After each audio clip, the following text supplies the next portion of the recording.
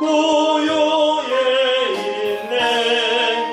저 하늘 별들이 반짝이는데 그 어린 주 예수 골 위에 사네. 저 육수 소리에 아기 잠깨나 그 순하신 예수 오시지 않네. 그 귀한 예수를 나 사랑하니 새날이 밝도록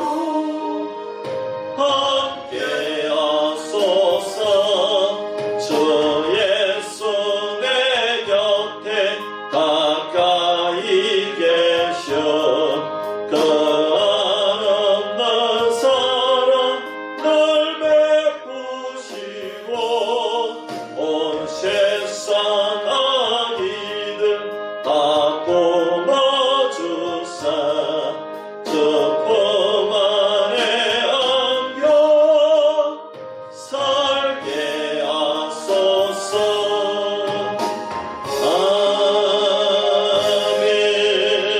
아멘. 우리 예수님 이 땅에 오셨지만 여러분 우리를 위해서 천한 데 오셔서 일평생 참 우리를 구원하시기 위해서 힘드신 삶을 사시다가 여러분 마지막에는 목숨까지 다 주시고 십자가에서 몸과 피를 다 흘려주시고 여러분 그 은혜로 우리가 구원받은 줄 믿습니다. 여러분 지금도 우리 주님은 하나님 보좌 우편에서 우리를 위해서 기도하신다고 그렇게 말씀하고 있습니다. 그리고 또 주님 재림하실 때는 여러분 우리를 구원하시고 이 세상을 심판하시고 그러기 위해서 주님께서 완성하시려고 이 땅 위에 재림하시는 줄 믿습니다. 네, 우리가 이것을 굳게 믿고 다가오는 성탄에 주님을 고대하고 그 은혜를 다시 한번 생각하는 그런 성탄이 되기를 바랍니다. 우리 찬송하겠습니다. 284장 오랫동안 모든 죄 가운데 빠져.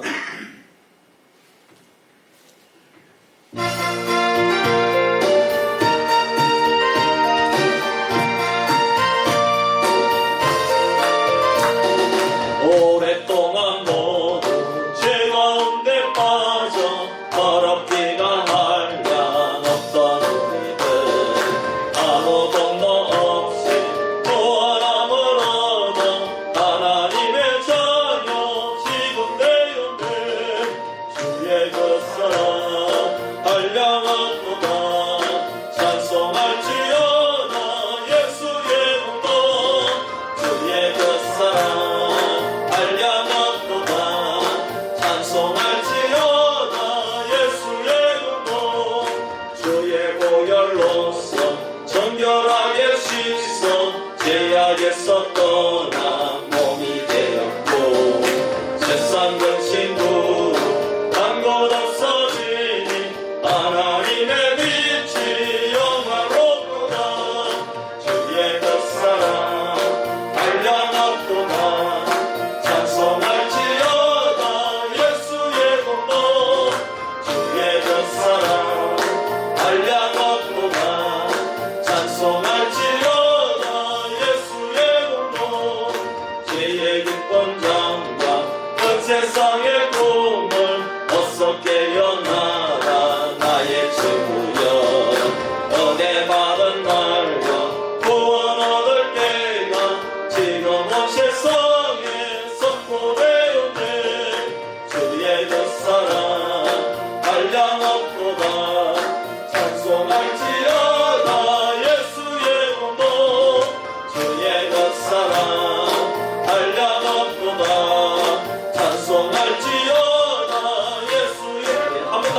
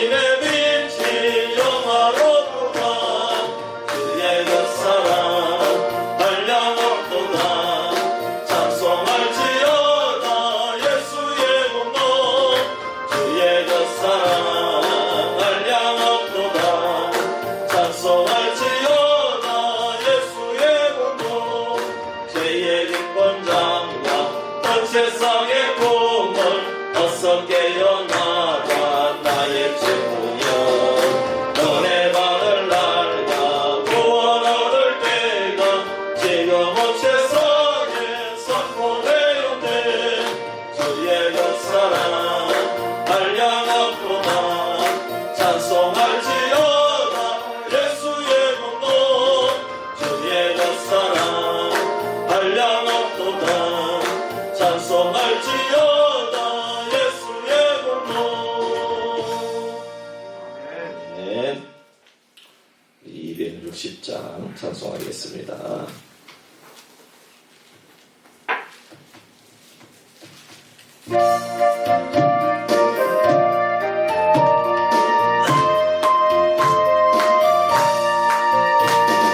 우리를 죄에서 구하시려 주 예수 십자가 지셨으니 기쁘게 부르세 할렐루야 나 구원 얻었네 할렐루야 찬송하세 찬송하세 주님 나를 구하셨네 찬송하세 찬송하세 주가 구원하셨네 우리를 주께서 구했으니 이전에 행하던 악한 일과 주하고 다른 모든 죄를 온전히 버렸네 할렐루야 찬송하세 찬송하세 주님 나를 구하셨네 찬송하세 찬송하세 주가 구원하셨네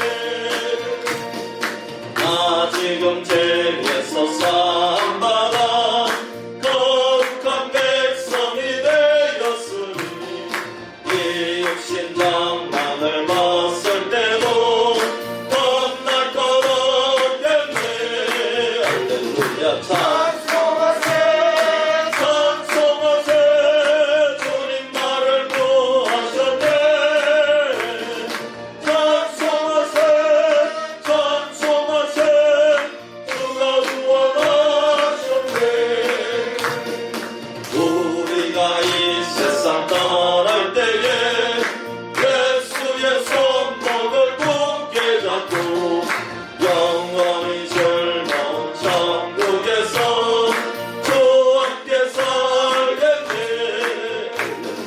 찬송하세 찬송하세 주님 나를 구하셨네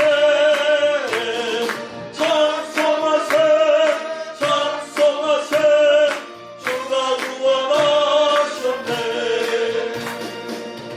할렐루야. 여러분 이 세상의 기적 중의 기적은 주님이 날 구원하신 이 사건입니다. 아멘. 할렐루야. 아멘. 다른 것이 기적이 아니라 이것이 제일 큰 기적입니다. 아멘. 우리는 제일 큰 기적을 하나님의 선물로 받은 줄 믿습니다. 아멘. 그럼 이것을 뭐라고 하냐? 은혜라고 하면 은혜. 아멘. 받을 자격이 없는데 받을 자격이 없는 자에게 하나님께서 이야 이 세상에 최고로 좋은 것 우리에게 주신 줄 믿습니다. 아멘. 여러분 참 제네시스나 아파트나 이런 거 보다가 구원의 은혜가 제일 큰 은혜인 줄 믿습니다. 아멘. 이걸 우리가 받았다니까요. 예. 그럼 이것만큼 큰 은혜가 없습니다. 예. 그러니까 이거 받았으니 이것만으로 만족해야 됩니다. 예. 다른 거 욕심 부리지 말고 예. 이게 제일 큰 은혜를 받았으니까 뭐 부족함이 어디 있어요. 제일 감나는 거 받았잖아요. 아멘. 모자람이 어디 있어요. 아멘. 모자람이 없습니다. 할렐루야. 아멘. 예. 그래서 우리가 성탄절이 다가오는데 제일 큰 은혜를 주시려고 우리 주님께서 이 땅 위에 오신 줄 믿습니다. 아멘. 예. 기도하고 말씀 듣겠습니다. 아버지 하나님 은혜와 사랑 감사합니다. 오늘도 우리 수비교회에서 참 기도의 용사들이 모였습니다. 아멘. 하나님 이 추운 겨울에 이 구원의 은혜가 우리가 너무나도 놀랍고 감사하기 때문에 하나님 우리가 이 자리에 모인 줄 믿습니다. 아멘. 하나님 우리가 이 시간에 주의 말씀을 듣고 또 이 말씀을 소중히 생각하고 이 말씀을 마음판에 새기고 주의 뜻대로 살아드릴 수 있는 우리 모든 수비교회 성도님들 되게 하여 주시옵소서. 감사드리며 우리를 구원하신 예수님의 이름으로 기도하옵나이다. 아멘. 요한계시록 22장 20절 말씀입니다. 요한계시록 빨리 마치려니까 너무 섭섭해서 오늘은 20절, 다음 주는 21절, 그래서 다음 주에 한 번 더 하도록 하겠습니다. 요한계시록 22장 20절 말씀, 우리 다 같이 합독합니다. 시작. 이것들을 증언하신 이가 이르시되 내가 진실로 속히 오리라 하시거늘 아멘. 주 예수여 오시옵소서. 아멘. 말씀드립니다. 성탄트리 점등을 우리가 이번 주에 하겠고요. 그 다음에 우리 여러분 중직자 후보자가 공고가 나왔습니다. 여러분 이분들을 위해서 기도해 주시기를 바랍니다. 우리가 이제 다음 주 연말 당회가 있기 때문에 이 부분에 대해서 우리가 좀 더 모자라는 부분을 우리가 또 행사를 어떻게 할 건지 또 모자라는 부분을 조금 더 의논을 하도록 하겠습니다. 그래서 여러분 셋째 주일날 우리가 이 안수 집사님 후보자, 시무권사 후보자 두 분에 대해서 투표를 하겠습니다. 시험에 들지 않도록 기도해 주시고 모든 성도님들이 정말 하나님의 뜻 가운데 귀한 직분자가 세워지는 걸 기뻐할 수 있는 그런 투표가 될 수 있도록 여러분 기도해 주시기를 바랍니다. 감사합니다. 우리 앞뒤 좌우에 한 분씩 합시다. 예수님의 이름으로 사랑합니다. 축복합니다. 감사합니다. 이번에 제가 이제 대신방을 하면서 우리 성도님들의 모습이 참 너무너무 귀하고 올해에도 정말 5분이나 이렇게 장례식을 했어요. 그래서 마음에 좀 아픔도 있고 또 지금도 투병하시는 분들도 있고 그래서 참 이 한 분 한 분 한 가정 한 가정이 소중하다 이런 마음이 들더라고요. 그래서 제가 기도하는 가운데 우리 대신방한 가정들마다 본인이 허락한 가정에 의해서 이거는 이제 가정에 신방을 한 거기 때문에 예배 시간 이렇게 방송하는 것하고는 틀립니다. 그래서 본인의 그 가정이 방송에 나가는 것 괜찮다 싶은 분들만 허락을 받아서 한 주일에 한 가정 정도 계속해서 이렇게 편집을 해서 뒤에 배경음악도 넣어서 그래서 우리 주일 설교 이후에 쿠키 영상으로 올리려고 마음을 먹고 있습니다. 그래서 위에서 기도해 주시고 왜냐하면은 이분들의 발자취가 너무 귀하고 참 이렇게 가정에서 기도하고 기도 제목을 말하고 이런 것들이 너무나도 소중하기 때문에 참 벌써 제가 오고 나서 이렇게 자꾸 장례식이 있다 보니까 참 먼저 가신 분들 보고 싶기도 하고 참 그래요. 그래서 좀 이런 것들을 남겨놓으면 좋겠다. 그러면 우리 또 자녀들도 나중에 보고 우리 어머님이 이렇게 예수님 믿는 거를 제일 소중히 여기셨구나. 야, 목사님 모시고 이렇게 신방을 받으셨구나. 그래서 우리 자녀들도 나중에 주님께로 돌아올 수 있도록 그런데 영향을 미칠 수 있도록 그런 작업을 좀 하려고 합니다. 그러나 원하지 않는 가정은 안 하셔도 됩니다. 그래서 또 자녀들이 싫어하는 가정도 있을 수가 있습니다. 요즘은 워낙 또 이런 것들에 대해서 사생활 뭐 이런 것들을 싫어하는 분들도 있기 때문에 그러나 원하는 가정은 이제 올리도록 그렇게 하겠습니다. 기도해 주시기를 바랍니다. 오늘 한번 따라합시다. 마라나타. 여러분 우리가 신앙생활하면서 오늘 말씀의 제목인 이 마라나타라는 말을 많이 들어보았을 것입니다. 이 말은 오늘 본문에 나오는 20절 말씀에 있는 그대로 우리 주님 오시옵소서 이런 뜻입니다. 초대교회 성도들이 성찬식을 할 때에 마라나타 이렇게 외쳤다고 합니다.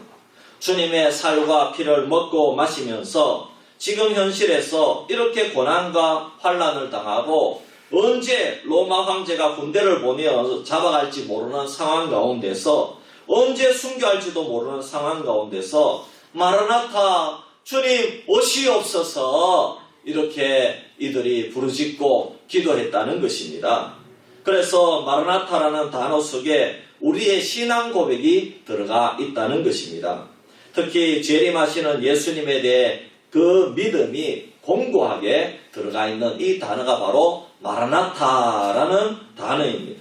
오늘 말씀에 보면 두 부분입니다.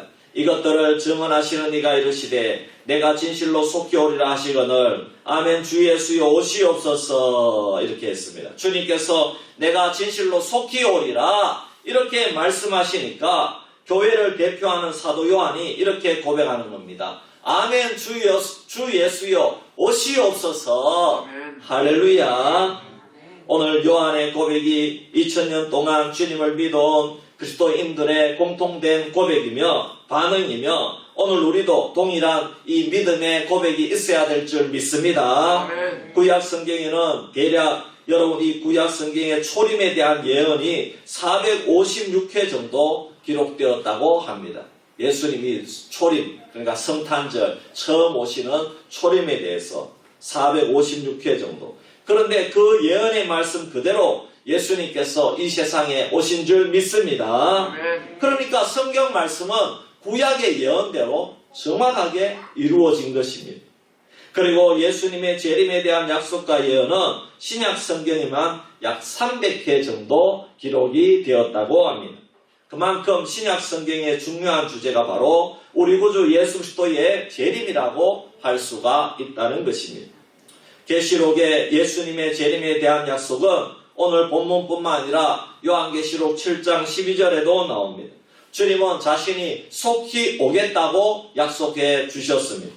성경을 통해 알 수 있는 예수님의 재림은 몇 가지 특징이 있습니다. 첫째로 예수님은 자의적으로 인격적으로 재림하십니다. 사도행전 1장 11절 말씀에 보면 이르되 갈릴리 사람들아 어찌하여 서서 하늘을 쳐다보느냐 너희 가운데서 하늘로 올려지신 이 예수는 하늘로 가심을 본 그대로 오시리라 하였느니라. 아멘. 이것은 예수님 자신이 승천하실 때에 억지로 가기 싫은데 승천하신 것이 아니라 자신이 가면은 가고 난 후에 보혜사 성령님이 오시고 이제는 그 성령님이 이 지상에서 주님의 마음으로 교회를 돌보신다고 약속해 주시고 그리고 자신은 그 약속대로 자신의 의지를 가지고 승천하여 올라가셨다는 것입니다. 하나님 보좌 우편으로 올라가셨다는 것입니다. 그리고 다시 재림하실 때에도 다른 분이 오시는 것이 아니라 같은 분 올라가신 그 예수님이 다시 재림하신다는 것입니다. 아멘. 할렐루야. 여러분 믿으시기를 바랍니다. 아멘. 예수님이 다시 이 땅에 재림하신다니까요. 예수님의 약속입니다. 그리고 많은 사람의 죄를 담당하시려고 단번에 들이신 바 되실 때에 인격적으로 자신을 드린 것처럼 구원에 이르게 하기 위하여 죄와 상관없이 자기를 바라는 자들에게 두 번째 나타나실 때에도 인격적으로 자의적으로 나타나신다는 것입니다. 여기서 자신의 자의적으로 나타나신다는 것은 철저하게 성경에 기록된 대로 그대로 자신이 말씀하신 그대로 두 번째 다시 오신다는 것입니다. 둘째로 재림하시는 주님의 몸은 영이 아니라 영화로운 신체를 가진다는 것입니다. 사도행전 1장 11절 말씀에 보면은 예수는 하늘로 가심을 본 그대로 오시리라 하였느니라 그랬습니다. 예수님의 육신의 몸이 그대로 하늘로 올라가셨습니다. 영이 올라간 게 아닙니다. 우리 눈으로 볼 수 있는 이 몸이 그대로 올라가신 줄 믿습니다. 그러므로 재림하실 때에도 육체 그것을 그대로 가지고 이 땅에 재림하여 오신다는 것입니다. 물론 여기서 말하는 이 몸의 신체는 지상에서 사역하실 때의 그 신체가 아니라 부활하신 후에 영화로운 몸을 의미하고 있습니다. 영화로운 몸은 그 전의 몸하고는 전혀 다릅니다. 그 전의 몸은 시간과 공간의 지배를 받습니다. 하지만 영화로운 몸은 제자들이 모였을 때에 예수님이 갑자기 눈앞에 딱 문을 열고 나타나야 되잖아요. 그것이 아니라 그냥 갑자기 눈앞에 딱 나타난 겁니다. 그러니까 이런 공간의 지배를 받지 않는 그 몸이 영화로운 몸인데 그렇다고 영이냐? 아닙니다. 영이 아니라 육신을 가지고 있는 몸인 줄 믿습니다. 그래서 도마가 다 만져봤잖아요. 만져진다니까요. 만져진다. 못자국이 있다니까요. 그대로 있다니까요. 네. 그대로 창자국이 있다니까요. 네. 그러니까 그 실제의 몸을 가지고 다시 재림하시는 줄 믿습니다. 셋째로 재림의 특징은 모든 사람이 보는 가운데 재림하실 것입니다. 하늘로 가심을 본 그대로 오신다고 말씀했습니다.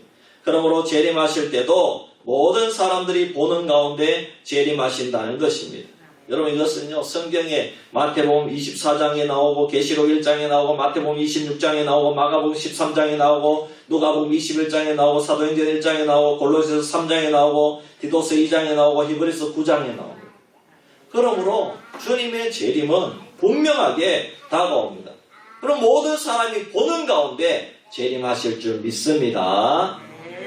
넷째로 갑자기 재림하십니다. 사도행전 1장 9절과 누가복음 24장 51절 말씀에 오면 주님께서는 제자들에게 교훈을 마치시고 축복을 하시다가 갑자기 내가 이제 30분 있으면 승천한다 그것이 아닙니다.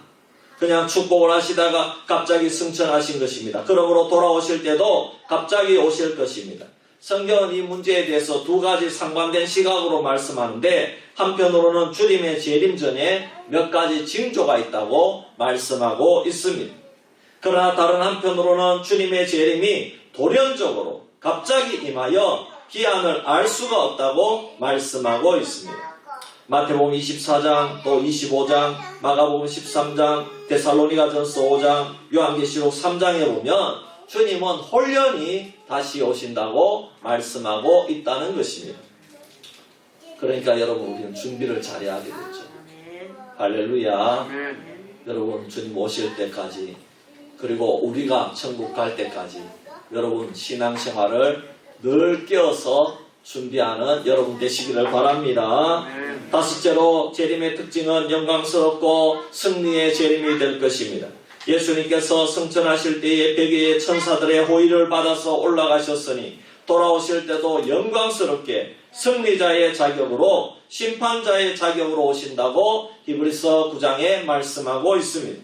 우리가 사도신경에 고백하는 대로 저리로서 산자와 죽은 자를 심판하러 오신다는 것입니다. 그런데 중요한 것은 주님만이 승리자로서 심판자로서 오시는 것이 아니라 지상에 있는 모든 교회와 지금까지 주님의 자녀로서 먼저 죽은 모든 성도들도 주님 재림 시에 함께 심판자로 승리자로 참여하게 된다는 것을 우리가 요한계시록을 통해서 배웠습니다. 여러분 잘 기억이 나지 않죠? 그러나 분명히 우리가 배웠습니다. 그리고 우리는 주님의 신부로서 영광스러운 혼인잔치에 참여한다는 것입니다. 우리의 미래는 주님과 함께 승리와 영광이 기다리고 있다는 사실을 믿으시기를 바랍니다. 그렇다면 이 주님의 재림에 대해서 성도들은 어떤 반응을 가져야 되겠습니까? 요한이 그 답을 가르쳐주고 있습니다. 요한은 만대의 교회를 대표해서 아멘 주 예수여 오시옵소서 이렇게 반응을 했습니다. 이것은 정말로 마치 사랑하는 가족이나 연인을 속히 보고 싶어서 애를 태우는 모습처럼 주님의 재림을 대망하고 고대하고 기대하는 자가 되어야 된다는 것입니다. 정말 고대하면서 물론 개인적인 종말을 맞이한 자들, 즉 주님 재림 이전에 이미 먼저 죽은 성도들은 주님 계신 천국에서 이런 대망하고 기대한 것을 전부는 아니지만은 일부 성취할 것입니다.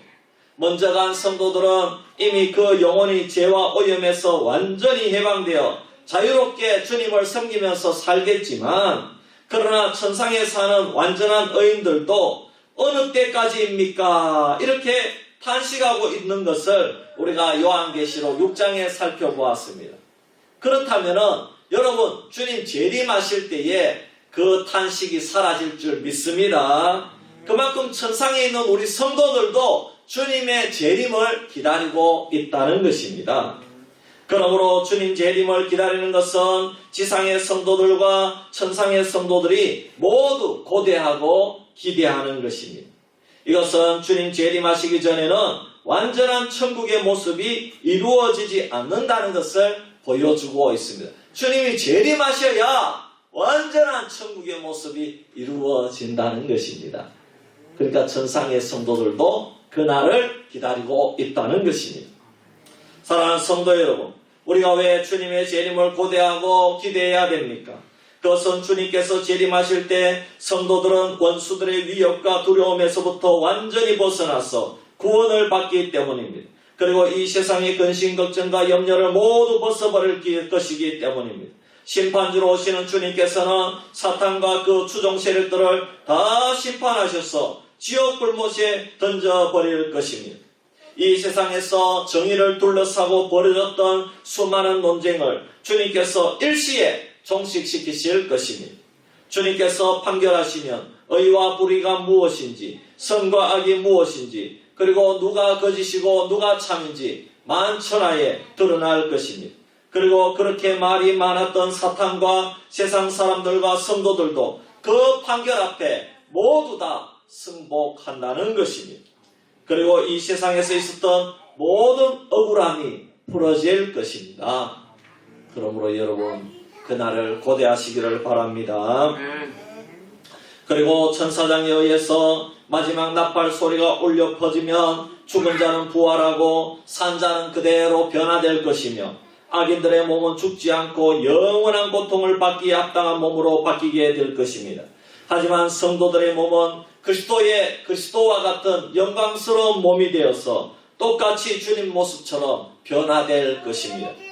그리고 주님께서 재림하시면 우리 성도들만 변화되는 것이 아니라 우리가 살던 이 세상은 사라지고 주님이 재림하셔서 새하늘과 새 땅이 여러분 임할 줄 믿습니다. 저 천국이 우리 가운데 임한다는 것입니다. 그곳에서는 저주도 없고 슬픔도 없고 고통도 없으며 눈물 흘릴 일이 없을 것입니다. 거칠게 일어나는 흉흉한 바다도 없습니다. 성삼위 하나님과 교통하고 예배하는 일만 영원히 지속될 것입니다. 그리고 천국 성문을 활짝 열어놓아도 그 어떤 악한 세력도 천국에 들어올 수가 없는 절대적으로 안정한 상태의 평화를 영원토록 유지할 것입니다. 원래도 우리 성도님들 중에 몇 분이 농사 지은 거를 도적을 맞으셨더라. 야, 참 기가 차잖아. 그렇게 힘들게 사과도 도적 맞고 고추도 도적 맞고 기가 찰 노릇입니다. 그러나 여러분, 천국에서는 천국 성문을 활짝 열어놔도 도적이 들어오지 않습니다. 아멘. 할렐루야. 아멘. 그렇게 염려할 필요가 없습니다. 그 어떤 악한 세력도 천국에 들어올 수가 없습니다. 절대적으로 안정한 상태의 평화를 유지할 줄 믿습니다. 또 영원토록 안정과 평화가 유지가 된다는 것입니다. 그리고 오늘 우리가 체험하고 있는 불만족과 결핍은 주님 재림날에 완전히 채워져서 감사와 찬양과 풍성함으로 항상 만족감이 생성되는 그런 상태로 변화가 된다는 것입니다. 얼마나 행복합니까? 우리는 늘 지금도 결핍하고 부족하고 참 불만이 많고 그렇지 않습니까? 네. 늘 아프고 병들고 그리고 우리가 결핍한 상태에 소원했던 모든 것들이 천국에서는 소원 성취가 이루어질 것입니다. 예를 들어서 내성마비 장애인인 송명희 시인 같은 경우에는 모든 사지가 정상으로 돌아와서 천국에서 마음껏 찬양할 것입니다. 그리고 화재로 말미암아 그렇게 고운 외모를 모두 잃고서도 하나님의 선하심을 간증하고 다니는 이지선 한동대 교수님도 완전히 이전의 모습보다 더 좋은 모습으로 변하고 하나님을 찬양하고 천국에서 섬길 줄 믿습니다. 시각장애인들은 눈이 열려서 보게 될 것이고 청각장애인들은 귀가 열려서 듣게 될 것입니다. 그리고 입이 닫힌 자들은 입이 열려서 하나님을 마음껏 찬양할 것입니다. 미워하거나 질투할 일이 사라질 것입니다.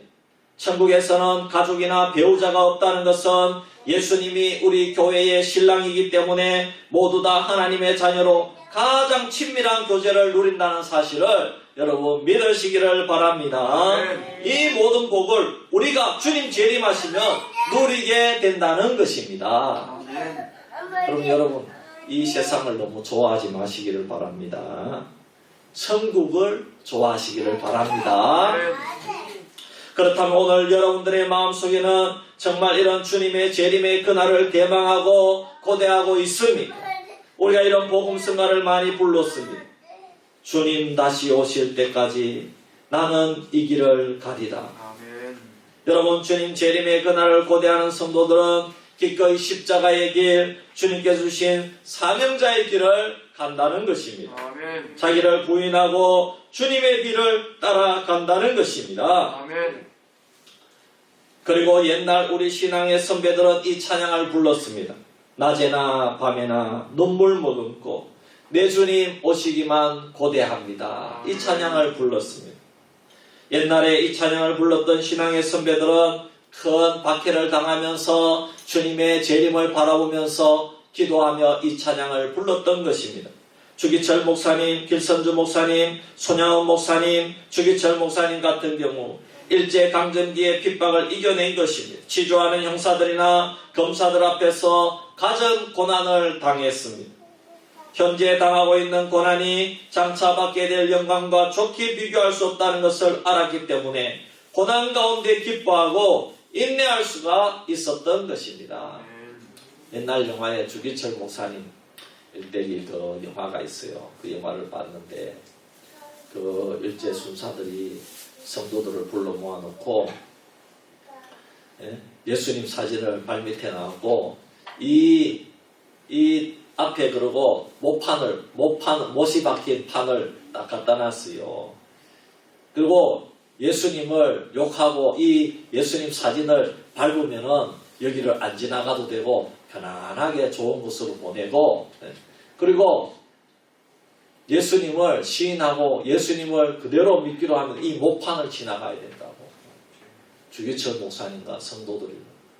그러니까 주기철 목사님이 본인이 제일 먼저 그 못판을 지나가더라고요.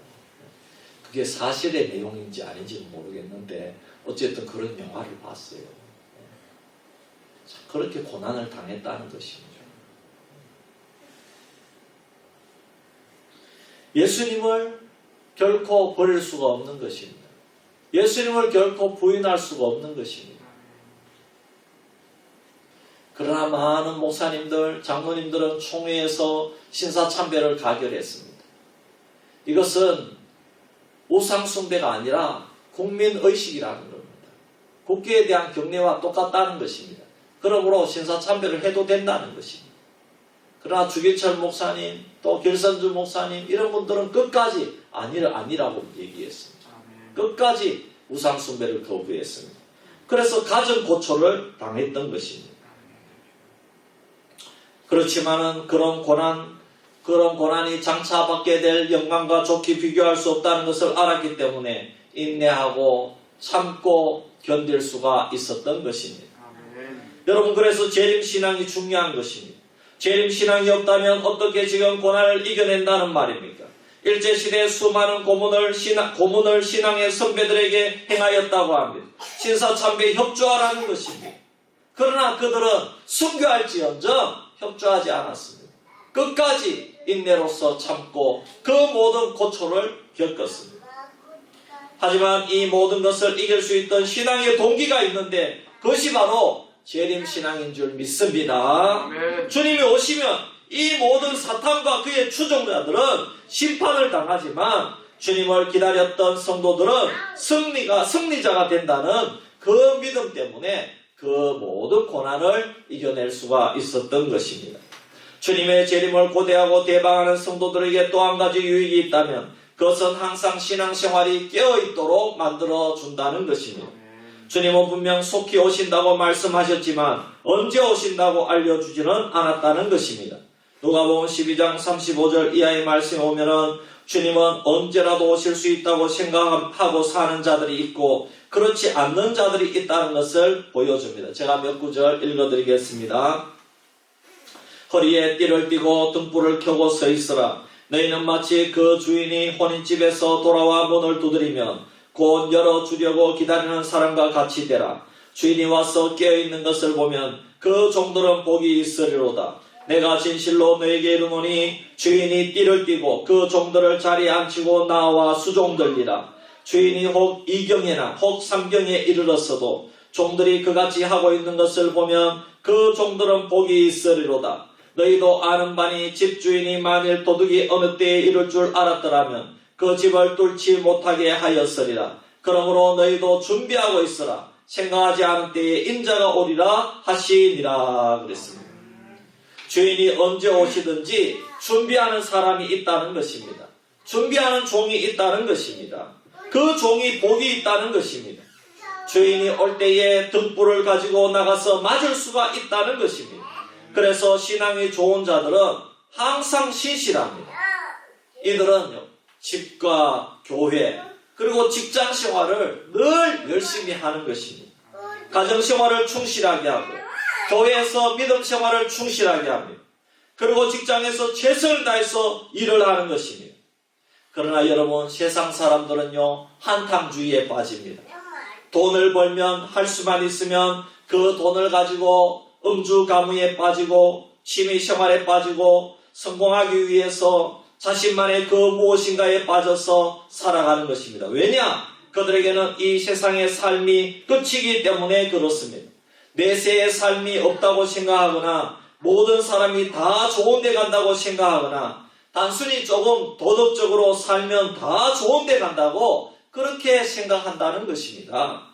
예수님께서 재림하셔서 우리 인생을 심판한다는 것에는 조금도 관심이 없고 알 필요도 없고 모르고 있다는 것입니다.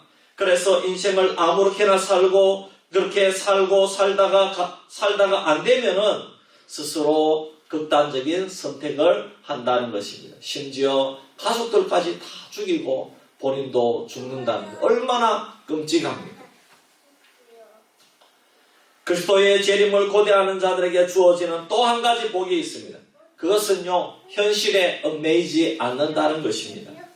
이 세상은 결국 다 지나가는 것입니다. 여기는 목적지가 아니라 순례지입니다. 잠시 여행 왔다가 다시 우리는 아버지 집으로 진정한 본향으로 돌아갈 줄 믿습니다. 그러니 우리가 주님의 일을 할 수가 있는 것입니다. 그렇다고 우리가 주님의 일을 한다고 해서 세상의 일을 포기하고 관심을 끊으라 그런 말씀이 아닙니다. 오히려 천국을 사모하는 자들이 이 세상을 주도하고 개혁할 수가 있는 것입니다. 왜냐? 천국에 내 삶의 목적이 있기 때문에 이 세상에 욕심을 내지 않는 것입니다. 여러분, 그래서 신앙이 좋은 분들은 정치를 하다가도 갑자기 사라지는 경우가 있습니다. 아, 이것은 하나님께 영광 돌리는 길로 갈 수가 없구나. 여러분, 정세균 총리, 이전 총리도요, 집사인가 안수집사인가 그랬고요. 지금 김부겸 총리도요, 대구에 안수집사인가 그렇습니다. 그리고 또 이인겸 이전 통일부 장관도요, 집사인가 안수집사인가 그렇습니다. 여러분, 그런데 진정한 신앙인입니까? 교회를 손봐야 된다고 이인겸 전 통일부 장관은 어떻게 집사가 그런 말을 할 수가 있습니까? 주님을 손봐야 되는데 자기가. 사도 바울이 주님을 손보다가 주님을 만나서 변화됐잖아요. 사도 바울이. 자기가 주님을 손본대요. 여러분, 진정한 신자가 아닙니다. 정치를 하면요, 정치가 우상이 되는 겁니다. 대부분 정치를 하면요, 참된 신자가 될 수가 없습니다. 그래서 정치를 했다가도 신앙 좋은 분들은 사라지는 것입니다. 아, 이 길은 하나님이 기뻐하시는 길이 아니구나 깨닫고 정치를 빠져나오는 것입니다. 연예인들 중에서도 목사님이 되는 경우도 있고 신실한 성도가 되어 그 세계의 인기에 연연하지 않고 간증집회를 자주 다니고 하나님을 위해 사는 경우도 많은 것입니다. 왜 그렇게 합니까? 진정한 신앙을 가지고서는 그 세계에 깊이 몸을 담고 있으면 더 깊은 죄를 저지르게 되는 경험을 많이 했기 때문입니다. 하지만 믿음을 가지고 나니까 천국을 소망하게 되고 그 결과 이 세상이 다가 아니다. 인기가 다가 아니다. 그것을 깨달았다는 것입니다. 그래서 그 세계를 벗어나서 주의 길을 가는 분들이 많이 생긴 것입니다. 대표적인 경우가 후라이보이 곽규성 목사님, 또 문호장 목사님, 또 바풀떼기 김정식 목사님, 이런 경우가 있습니다. 문호장 목사님은 벌써 천국에 가셨는데 그 아들도 목사가 되었다는 말을 들었습니다. 여러분, 그렇습니다. 우리의 진정한 본향은 천국인 줄 믿습니다. 여러분, 오늘 저와 여러분들은 마라나타의 신앙을 회복하기를 축복합니다. 주님께서 내가 속히 오리라 이렇게 말씀하셨습니다. 이 말씀에 대해서 우리는 주여 어서 오시옵소서 이렇게 우리가 주님을 대망해야 될 줄 믿습니다. 예수님께서 곧 오신다는 이 말씀은 사실 오늘날 자유민주주의 성도들에게는 큰 깨우침입니다. 왜냐하면 우리가 사는 지금 이 시대에는 물질적으로 부족함이 없기 때문에 은근히 예수님의 재림을 싫어하는 성도들이 많다는 것입니다. 이들은 성도라기보다는 종교인에 가깝다는 것입니다. 또 어떤 분들은 이 세상의 쾌락과 재미에 취해 있기 때문에 주님이 우리 시대에 안 오시면 좋겠다, 이런 분들도 많이 있습니다.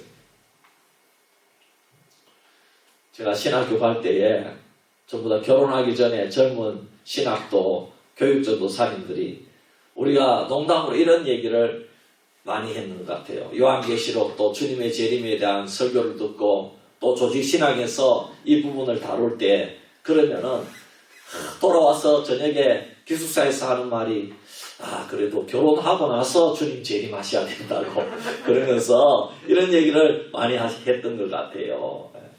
왜냐? 그래도 이 세상에 누리고 싶은 것은 누리고 싶다 이 말이죠. 그러니까 참 얼마나 참 아이러니합니까? 여러분, 주님의 재림이 참 결혼보다 못하겠어요.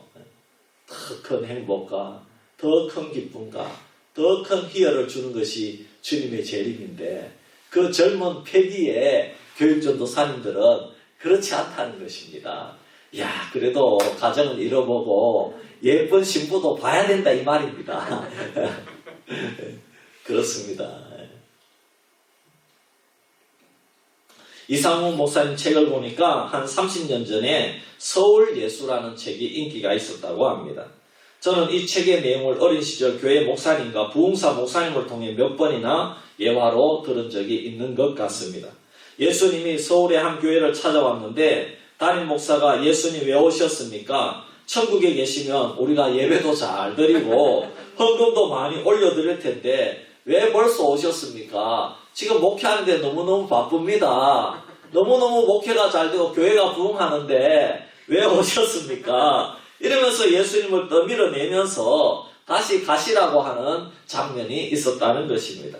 세속화된 교회를 비난하면서 그렇게 표현한 것입니다. 누가복음 21장 34절에 이런 성도들과 교회와 사람들을 표현한 구절이 나옵니다. 너희는 스스로 조심하라. 그렇지 않으면 방탕함과 술 취함과 생활의 염려로 마음이 둔하여지고 뜻밖의 그날이 덕과 같이 너희에게 임하리라 그랬습니다. 이 말씀을 듣고는 목사님, 저는 술도 안 먹고 방탕한 생활도 하지 않는데요, 이렇게 대답할 수가 있습니다. 예수님 시대의 바리새인들도 방탕한 생활을 하지 않았습니다. 그들도 경건한 생활을 다 했고요. 그들은 참 정해진 시간에 기도하고요. 금식까지 했습니다. 너무나도 겉으로 보기에 거룩하고 경건했습니다. 단지 그들에게는 주님에 대한 관심이 없었고 자기 이권과 자기 자리에서 종교를 이용해서 잘 먹고 잘 사는 것이 최고였다는 것입니다. 지금 내 삶을 누리는 것이 최고였다는 것입니다. 오늘날에도 마찬가지입니다. 예수님을 위해서 사는 것이 아니라 자신을 위해서 사는 사람들은 늘 생활의 염려에 함몰되어서 살아가기 때문에 예수님이 늦게 오시는 것을 원하는 것입니다. 예수님께서 절대로 지금 오시면 안 되는 이유가 얼마나 많겠습니까? 아파트도 금방 사놓았지, 주식값도 막 올라가지, 자녀들 대학도 좋은 데 가야 되지, 직장도 좋은 직장 찾아야 되고 해야 될 일이 너무너무 많다는 것입니다. 근데 예수님이 오시면 이 모든 것을 누릴 수가 없다는 것입니다. 그런데 정말 신앙이 좋은 분들 가운데도 예수님이 좀 늦게 오기를 원하는 분들이 있습니다. 이런 분들은 그 이유가 목사님, 내 남편이 주님께로 돌아오고 난 후에 예수님이 오면 좋겠어요. 목사님, 내 부모님 전도하고 난 후에 예수님 오면 좋겠어요. 할렐루야.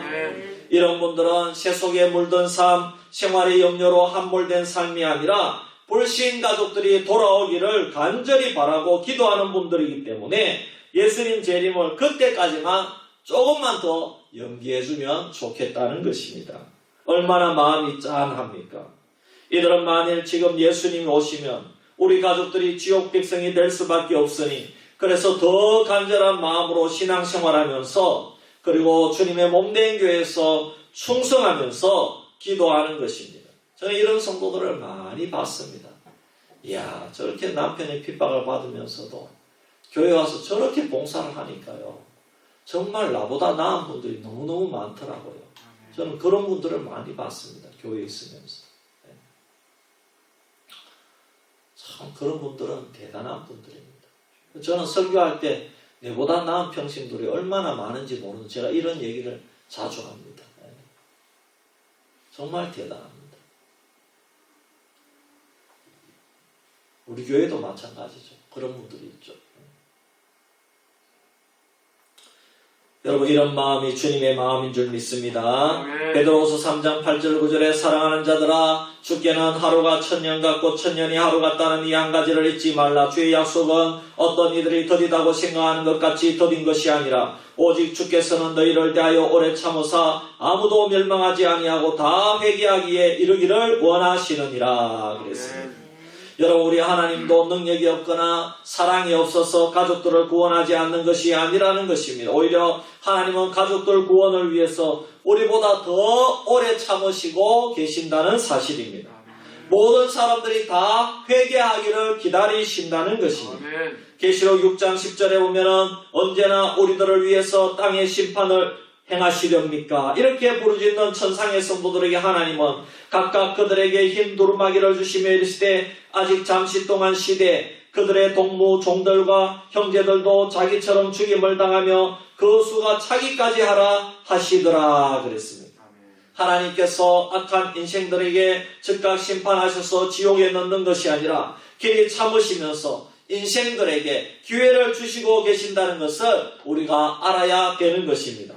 에스겔서 18장 23절과 31절 32절에 보면 주 여호와의 말씀이니라. 내가 어찌 악인이 죽는 것을 조금인들 기뻐하랴. 그가 돌이켜 그 길에서 떠나서 하는 것을 어찌 기뻐하지 아니하겠느냐. 너희는 너희가 범한 모든 죄악을 버리고 마음과 영을 새롭게 할지어다. 이스라엘 족속아, 너희가 어찌하여 죽고자 하느냐. 주 여호와의 말씀이니라. 죽을 자가 죽는 것도 내가 기뻐하지 아니하노니 너희는 스스로 돌이키고 살지니라. 아멘.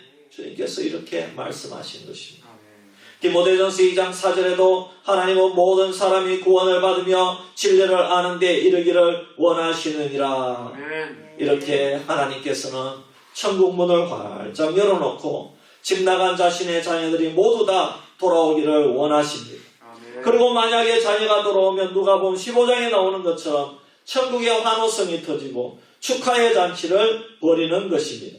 지금도 하나님은 은혜의 문을 활짝 열어놓고 계시는 것입니다. 여러분, 저는 종종 놀라는 소식을 듣는데 그것은 바로 우리 조화여 집사님 아드님 소천하실 때도 마지막 순간에 예수님을 믿고 돌아가셨다. 그런 얘기를 들었습니다. 우리 사촌 형님도 우리 고모님이 저한테 전화해 주셨는데 정말 그 형수님이 천주교인이기 때문에 영세를 받고 또 우리 고모님이 그 옆에서 또 예수님을 영접하도록 도와드렸는데 예수님 믿고 돌아가셨다 하는 것을 들었습니다. 복음의 문이 지금은 활짝 열려있는 시대인 줄 믿습니다. 근데 저는 종종 교회 생활을 하면서 그렇게 열심히 하시던 분이 언제 또 소식을 들어보면 완전히 세상 사람들과 같이 똑같이 되었다 하는 소식을 또 듣게 됩니다. 하나님은 먼저 된 자가 나중되고 나중된 자가 먼저 된다. 이런 말씀을 주님께서 말씀해 주셨습니다.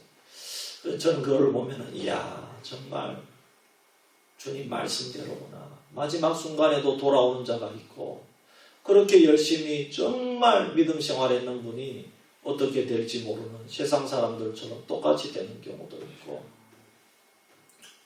지금도 세상에서는 정말 세상 사람들보다 더 악한 그런 목사들, 장로아들이 정말 앞장서서 교회를 핍박하는 자들도 있고 참 이런 것들을 보게 됩니다. 그러나 아직까지 기회가 있는 줄 믿습니다. 복음의 문이 지금은 활짝 열려있는 시대입니다. 그래서 결국 하나님께서 정말 여러분 이런 은혜를 안 주신다면 벌써 하나님이 인간의 죄가 만일 괘씸하시다면 이 하나님의 인내와 은혜의 복음의 시대가 수년 전에 수십 년 전에 닫혀버렸다면 우리 중에 적지 않는 분들이 구원을 얻지 못했을 것입니다. 물론 하나님은 노아 방주 사건 때처럼 은혜의 시간을 멈추고 분명히 심판하실 때가 옵니다. 하지만 그때까지는 세상은 하나님의 오래 참으심과 자비하심의 덕분으로 많은 이들이 복음을 듣고 회개하여 구원에 이르게 될 줄 믿습니다. 하나님은 마지막 단 한 명에게까지 기회를 주시는 줄 믿습니다. 그러므로 우리는 주님의 복음을 전하는 것입니다. 그리고 복음을 전할 때에 우리는 주님의 마음을 품어야 됩니다. 가족과 이웃들, 동네 어르신들을 보면서 잃어버린 하나님의 영혼에 대한 긍휼을 가슴에 품어야 한다는 것입니다.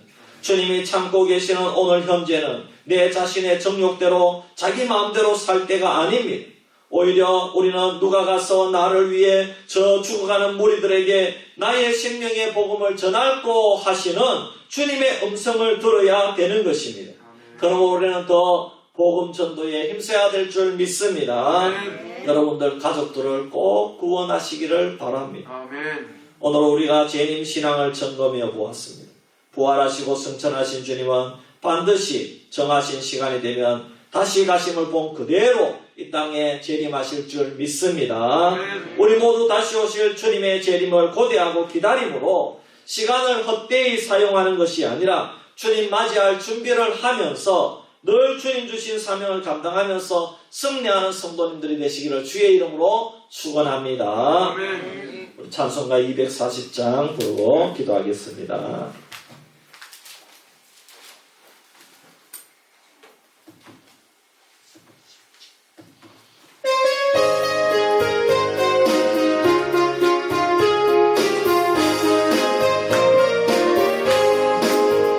주가 맡긴 모든 역사 힘을 다해 마치고 밝고 밝은 그 아침을 맞을 때 요단강을 건너가서 주의 손을 붙잡고 기쁨으로 주의 얼굴 배우리. 나의 주를 나의 주 내가 그의 곁에 서서 배우면 나의 주를 나의 주를 손에 못자국을 보아하겠네. 하늘나라 올라가서 주님 앞에 절하고 온유하신 그 얼굴을 배울 때 있을 곳을 예비하신 크신 사랑 고마워 나의 주께 기쁜 찬송 드리리. 아멘. 나의 주를 나의 주 내가 그의 곁에 서서 배우면 나의 주를 나의 주 손에 못자국을 보아하겠네. 이 세상을 일찍 떠난 사랑하는 성도들 나를 맞을 준비하라.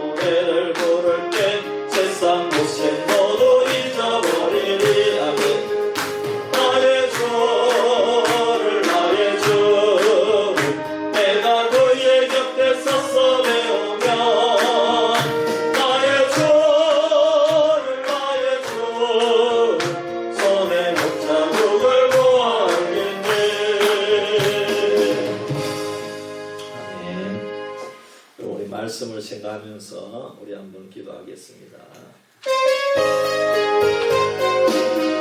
우리 먼저 기도할 때에 주님, 나와 내 가정은 주님의 재림을 고대하고 앙망하는 자가 되게 하여 주시옵소서. 주님, 좀 늦게 오기를 원하면서 세상 연락에 취하고 생활의 염려에 함몰된 그런 삶을 살지 않게 하시고 늘 믿음으로 주님 맞이할 준비를 하면서 하루하루 소중하게 인생을 아끼면서 전도하면서 살게 하여 주시옵소서. 우리는 제목을 한번 기도드리겠습니다. 살아계신 아버지 하나님, 은혜와 사랑을 감사합니다. 하나님, 오늘 마라나타 주여 속히 오시옵소서. 아멘. 주 예수여 어서 오시옵소서. 마라나타 주님 어서 오시옵소서.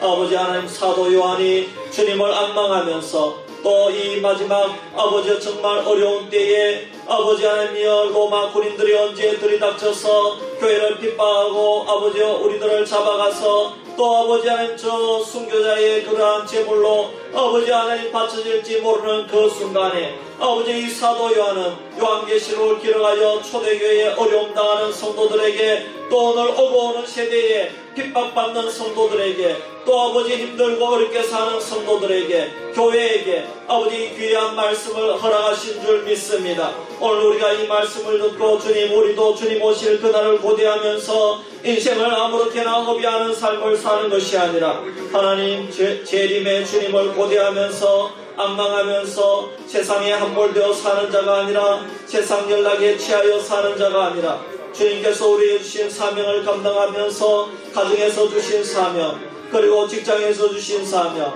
그리고 교회에서 주신 사명을 잘 감당하기를 원합니다. 세월을 아끼기를 원합니다. 아버지, 우리가 성실하게 인생을 살기를 원합니다. 세월을 허비하지 않기를 원합니다.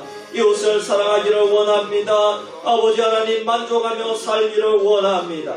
날 아버지 구원해 주신 주님의 그 사랑을 기억하면서 아버지, 지금도 아버지 하나님 보좌 우편에서 우리를 위해 기도하는 그 주님은 아버지 마지막 때가 다시 오셔서 우리를 반겨 맞아주실 날이 있다는 사실을 기억하고 오늘도 열심히 달려갈 수 있는, 오늘도 우리의 믿음을 지키면서 인내하면서 아버지 하나님 이웃을 사랑하면서 복음을 전가하면서 살아갈 수 있는 저희들 되게 하여 주시옵소서. 여러분, 이어서 나라 민족을 위해서 기도합시다. 첫째로는 코로나, 또 다른 변이가 생겨서 많은 어려움에 있습니다. 5,000명이 넘는 숫자가 확진자가 걸렸습니다. 하나님 도와주시옵소서.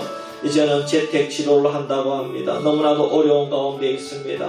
주님, 이 시기에 우리가 더욱더 주님을 발견하고 아버지 하나님 주님께로 돌아오는 영혼들이 많아지게 하시고 하나님, 이 민족의 다음 대통령 선출을 위해 나아가고 있는데 하나님 선한 지도자가 나오게 하여 주시옵소서. 하나님 전쟁의 위협을 없애주시고 아버지 저 북한이 공산주의를 버리고 평화 통일의 그날이 오기까지 그날을 앞당겨 주시옵소서. 우리는 제목으로 기도드리겠습니다. 할렐루야. 아버지 하나님, 참으로 아버지 하나님 코로나로 말미암아 전 세계가 위기 가운데 있습니다. 정말 아버지 하나님 지금도 5,000명, 4,000명이 넘는 그런 확진자가 발생하고 있고 1만 명이 넘는 그런 국민들이 재택치료를 하고 있고 아버지 언제 중증자가 되어서 병상을 구할 수 있을지 못 구할지 알지도 못하는 그런 아버지와 위기 가운데 아버지 저희들이 살아가고 있습니다. 이 시기에 우리는 하나님을 의지해야 될 줄 믿습니다. 주여, 우리 국민들이 이 시기에 아버지 하나님 주님을 의지하게 하여 주시옵소서. 주님을 바라볼 수 있는 귀한 교회가 되게 하여 주시옵소서. 아버지 하나님, 대선이 아버지 하나님 다가오고 있는 가운데 있습니다. 아버지 하나님 도와주시고 우리나라에 정말 지도자의 복을 얻을 수 있기를 원합니다. 선한 지도자가 나오게 하여 주시옵소서. 꼭 필요한 지도자가 나오게 하여 주시옵소서. 아버지 하나님, 그리하여서 이 나라를 치료할 수 있는 아버지 그런 지도자가 세워지기를 원합니다. 백성들의 아픔을 어루만질 수 있는 지도자가 나오기를 원합니다. 주님 인도하여 주시옵소서. 북한의 공산정권이 무너지게 하여 주시옵소서. 아버지 형제 자매도 없고 아버지 하나님 모든 국민들을 압제하며 아버지 하나님 국민들 아버지 하나님 정말 아버지 하나님 저 북한의 공산정권 김정은 공산정권이 무너지기를 원합니다. 하나님 평화 통일의 그날을 앞당겨 주시고 아버지 하나님 우리나라가 아버지 민주적으로 아버지 하나님 평화 통일에 되어서 저 북녘 땅에 교회를 세우고 아버지 저 북녘 땅에 전도할 수 있는 그날이 어서 속히 올 수 있도록 도와주시옵소서. 여러분 우리 선교사님들을 위해서 기도합시다. 우리 선교사님 우리 네팔에 있는 우리 강수환 선교사님 우리 사모님이 이제 코로나 확진되었다가 이제 지금은 이제 다 나았다고 합니다. 얼마나 감사한지 모르겠습니다. 그리고 또 우리 선교사님들 가운데 정말 질병 가운데 그리고 또 우리 개척교회 목사님들 가운데 질병 가운데 있는 목사님들도 있습니다. 또 농촌교회에 있는 목사님들이 이 코로나 시국에 하나님 아버지 힘들지 않도록 주님께서 좋은 사람 붙여주시고 좋은 일꾼들 붙여주시옵소서. 기도 제목을 들어 응답해 주시옵소서. 우리 이런 제목을 한번 기도드리겠습니다. 할렐루야. 아버지 하나님 은혜와 사랑을 감사합니다. 아버지 하나님 주님 도와주시고 아버지 하나님 우리 교회와 협력하는 선교사님들과 개척교회 목사님 또 농촌교회 목사님들이 있습니다. 아버지 하나님 우리는 저들의 사정을 잘 알 수가 없습니다. 그렇지만 아버지 하나님 도와주시옵소서. 인도하여 주시옵소서. 아버지 하나님 정말 아버지 하나님 음악으로 선교하는 선교사님도 있습니다. 또 교정 선교하는 선교사님이 있습니다. 아버지 하나님 또 교수로서 아버지 신학교에서 학생들을 가르치는 선교사님이 있습니다. 아버지 하나님 개척교회 목사님들이 있습니다. 아버지 하나님 중환병에 걸린 목사님도 있습니다. 주여 아버지 치료의 손길을 베풀어 주시옵소서. 농촌교회에서 묵묵히 주님만 바라보면서 아버지 성도님들이 몇 명이든지 주님만 바라보면서 목회하는 우리 목사님들도 있습니다. 주님 동행하여 주시옵소서. 위로하여 주시옵소서. 사모님들과 또 자녀들을 다 책임져 주시옵소서. 아버지 저 자녀들이 학업을 책임져 주시고 물질을 주님께서 책임져 주시옵소서. 아버지 하나님께서 길을 열어주시고 아버지 그 교회의 전도가 될 수 있도록 도와주시고 좋은 협력자를 붙여주시고 아버지 하나님 인도하여 주시옵소서. 그럼 다가오는 주일은 12월 첫째 주일입니다. 우리 교회의 모든 성도님들이 올라와서 12월 첫째 주일 은혜 받게 하여 주시옵소서. 예배를 준비하는 주의 종을 위해 기도하시고 어린이 교회 설교자를 위해 기도해 주시고 또 예배를 섬기는 분들이 있습니다. 안내위원들, 기도위원들, 가정위원이 있습니다. 아버지 총사하는 분들이 있습니다. 주님 하나님께서 도와주시고 붙들어 주시옵소서. 우리 한번 기도드리겠습니다. 하나님 아버지 주일 예배를 위해서 기도합니다. 12월 첫째 주일이 다가오고 있습니다. 아버지 이번 주일에도 우리 힘으로 예배하는 것이 아니라 성령께서 함께 동행하여 주셔서 참으로 예배가 기쁘고 아버지 하나님께 영광이 되고 우리에게 큰 은혜의 시간이 될 수 있도록 주여 역사하여 주시옵소서. 아버지 우리는 예배에 참석하면은 아버지 꼭 주님 만나기를 원합니다. 우리 성도님들 주님 만나기를 원합니다. 아버지 주님 만나고 영육간에 치료하여 주시옵소서. 아버지 주님 만나고 또 예배할 때에 다른 문제를 주님께서 먼저 그의 나라와 그의 의를 구하면은 다른 이 모든 것도 다하여 주시겠다고 약속해 주셨사오니 아버지 주님 먼저 만날 때에 먼저 예배할 때에 아버지 하나님 다른 문제도 해결하여 주시옵소서. 교회를 섬기는 분들이 있습니다. 아버지 하나님 그 섬김이 헛되지 않기를 원합니다. 지금까지 복 주셨듯이 앞으로도 교회를 섬기는 분들에게 다 하나님 놀라운 복으로 허락해 주시옵소서. 물질의 복도 주시고 아버지 자녀의 복도 주시고 아버지 직장의 복도 허락해 주시옵소서. 주여 아버지 하나님 주님은 저들의 사정을 다 아십니다. 기도 제목을 응답해 주시옵소서. 여러분 우리 마지막으로 우리 연약한 성도님들 위해서 기도하시고 암투병 하시는 분들 위해서 기도해 주시고 자녀에게서 치료하는 분들 기도해 주시고 회복하는 분들 위해서 기도해 주시기를 바랍니다. 불신 남편을 위해서 기도하는 분들 또 정말 우리 자녀들 사위 정말 질병을 위해 기도하는 분들이 있습니다. 태의 열매를 위해서 기도하는 분도 있습니다. 요양원에 있는 분들도 있습니다. 아버지 하나님 도와주시옵소서. 우리 연약한 성도님들 위해서 기도합니다. 기도하고 자유롭게 기도하다가 마치겠습니다. 아버지 하나님 우리 교회는 너무나도 연약합니다. 농촌교회고 아버지 연약한 분들이 점점 많이 생겨나고 있습니다. 아버지 하나님 암을 고쳐주시옵소서. 아버지 이거는 우리 힘으로 어쩔 수 없습니다. 주님 십자가의 보혈의 은혜를 베풀어 주시옵소서. 아버지 하나님 머리끝에서 발끝까지 치료하여 주시옵소서. 아버지 하나님 모든 암덩어리가 치유받기를 원합니다. 하나님의 능력으로 치유하여 주시옵소서. 아버지 하나님 가정에서 회복하는 우리 성도님들이 있습니다. 아버지 하나님 도와주시옵소서. 아버지 하나님 혈관이 다 정상으로 돌아오기를 원합니다. 아버지 하나님 또 아버지 부러졌던 뼈가 정상으로 돌아오기를 원합니다. 아버지 혈압이 정상적이 되기를 원합니다. 아버지 정신적인 문제를 해결하여 주시옵소서. 아버지 하나님 도와주시옵소서. 아버지 하나님 역사하여 주시옵소서. 요양원에 있는 분들도 있습니다. 너무나도 연로하신 상태에서 요양원에 있습니다. 끝까지 믿음을 붙들기를 원합니다. 끝까지 주님 도와주시옵소서. 성령님 붙들어 주시옵소서. 아버지 하나님 우리 장기 결석자들도 있습니다. 아버지 하나님 도와주시옵소서. 코로나 이후에 못 오시는 분들도 있습니다. 아버지 한 분 한 분을 주님 도와주시고 기억하여 주시고 마침내 아버지 믿음으로 승리하는 그때가 오게 하여 주시옵소서.